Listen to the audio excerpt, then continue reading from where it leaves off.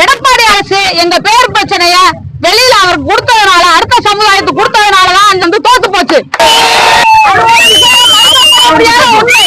ஆனா இந்த வருஷம் இந்த வட்ட எலெக்ஷன்ல ஆண்டி முத்துராசா மன்னிப்பு கேட்கலைன்னா திமுக அரசு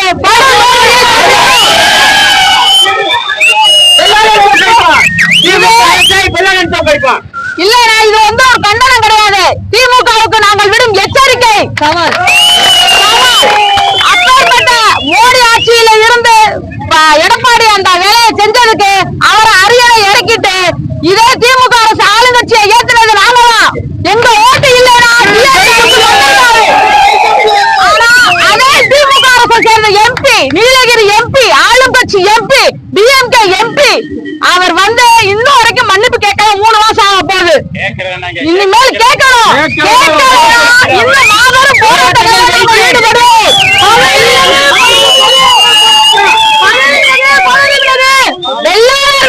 ஒற்றுமை என்ன என்பதை நாங்க இன்ன வரைக்கும் காமிக்கல. அதாவது ஒற்றுமை இருந்து அமைதியான வழியில பிரச்சாரம் பண்ணணும்னு நாங்க நினைக்கிறோம். நாங்கள் ஆயுதங்களை கையில் எடுக்க ஆரம்பித்தால் ஒருவரும் உயிரோடு இருக்க முடியாது. இல்லை என்றால் சென்னையில் உள்ள தலைமை செயலகத்தை நாங்க முற்றுகையிடுவோம். அதற்கு டிஎம்கே அரசு வழிவகுக்க கூடாது. மரியாதையாக ஆண்டி முத்துராசாவை மன்னிப்பு கேள். இல்லை என்றால் நீ மிகப்பெரிய மரியாதை குறைவை சந்திக்க நேரிடும்.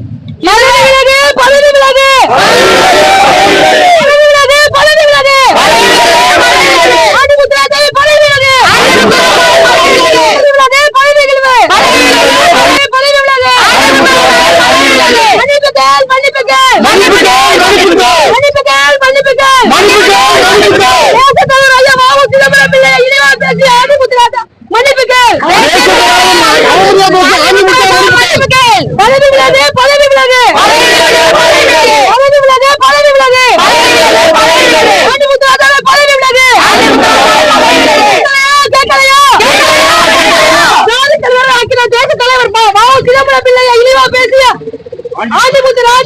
அவரை கண்டிக்க இந்த முக ஸ்டாலின் அவருக்கு